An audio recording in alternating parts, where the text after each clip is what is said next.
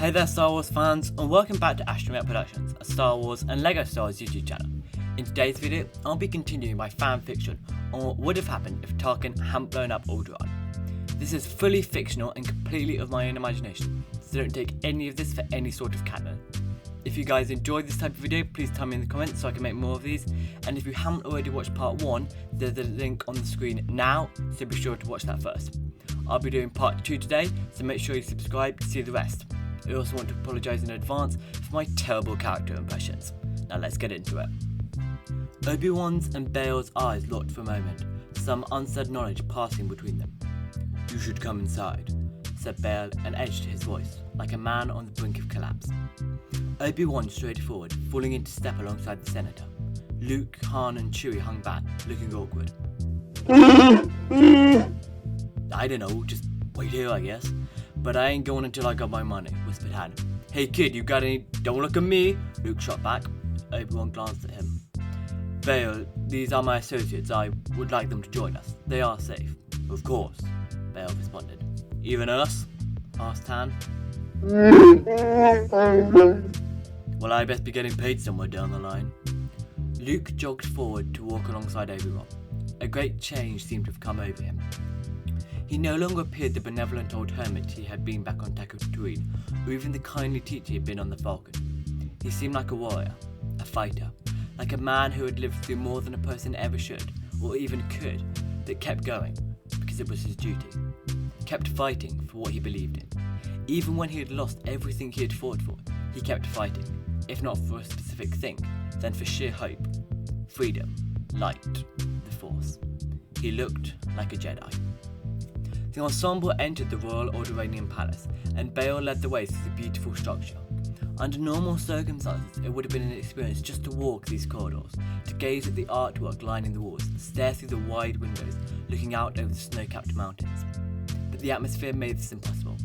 The fear and determination Luke felt in Bail, the stiffness and concern he felt in the guards, and the controlled fury he felt in Obi-Wan. No one had yet told him exactly what was going on, apart from the rather cryptic sentence Bail had said. Something about someone having a person. He had said her, so Luke could only assume that meant the girl in the message, Princess Leia. And he, well, that sounded like someone in the Empire possibly. But what they would want with the Senator's daughter, and why it would be such an issue, he had no idea. They wound their way downstairs, the masonry shifting from elegantly patterned marble to rough stone corridors lit by fluorescent strip lights. They'd had to walk through several password-protected doors to get here, so Luke could only assume this was some sort of secret base. Eventually, they reached what seemed to be some sort of command room and communications centre across. There was an observation table in the centre, which Bail went and stood by, inviting them to do the same. "I need to fill you in on exactly what has happened," Bail said, pressing some buttons on a control panel and bringing up a holographic image of a CR-90 Corvette. "Hey, now, I don't want to get mixed up in any rebellion stuff, okay? That's not really my thing. I just want to get my money and go," exclaimed Han. "Wait, this is for the rebellion?" cried Luke, gaining only a nod of confirmation from Obi-Wan. Bail, however, ignored him. "I will pay," he responded, looking at Han. "What Obi-Wan owes you, plus 75,000 credits for your help, and another 25,000 for your silence." 100,000? Well, that's an offer I can't refuse. I'm in. Chewie? That's a yes. So what do you need? "This ship here is the Tantive 4, my daughter, Princess Leia's ship. It was carrying plans for the Death Star, but was intercepted by Darth Vader, and the plans seem to have been hidden. We need to rescue my daughter, not only for her personal safety, but for the safety of the whole galaxy. Those plans need destroying." At this, R2 let out a series of beeps and whistles. C-3PO stepped forward. "Excuse me, Senator Organa, but we may have a solution to one of your problems. You see, my companion R2-D2 seems to be saying that before Princess Leia is captured, she placed the plans for the Death Star inside him, and he is carrying them right now." "What?" gasped Bail. "Are you sure?" R2 rolled up to the control table and plugged himself in. After a moment, the shape of a huge station appeared, looking more like a moon. Luke let out a gasp, Han a low whistle, and Chewie a soft growl. "This is incredible. Thank you, R2, whispered Bail reverently. Part 2. Mistake. Darth Vader sat in his meditation chamber aboard the Death Star. He was never out of pain, but at least in here he could remove the mask. He could let himself breathe without constraint, but not without pain. Never without pain. But that kept him strong, kept him powerful, kept the dark side flowing through him. And he focused on that dark side energy, on that force flowing through him. He had always felt it more strongly than others, and he knew it. And those who had held him back, that foolish Jedi Order, he had slaughtered them, and he'd slaughtered Anakin Skywalker. He had been weak, naive, but now, he was powerful. He held the galaxy in his fist, and he intended to keep it that way. He thought of the rebels, those scum that were trying to wrench this from him. But he had dealt with their command, ripped them out from their core, or so he thought. But something felt off. He didn't feel like a job had been completed, like he had achieved anything, made any progress. He lowered his mask and stood up, an imposing black figure in the stark white of the chamber. He swept out of the room, past stormtroopers and officers in their corridors, all of whom stood to attention as he passed. He could sense their fear, their agitation, as he walked by. Stalking into the command center, he saw Tarkin turn sharply to face him. That stupid officer, only concerned with the next promotion, the next reward, and never the final goal. Complete, endless domination. "I want a scan of the wreckage," Vader commanded, striding directly towards Tarkin. "You want a complete scan of the remains of an entire planet? What has gotten into you?" "The rebel base. It was not located on that planet. She lied to us. All that was there was the remains of a base, one long since left. You neglected to fulfill your duty. You did not check properly.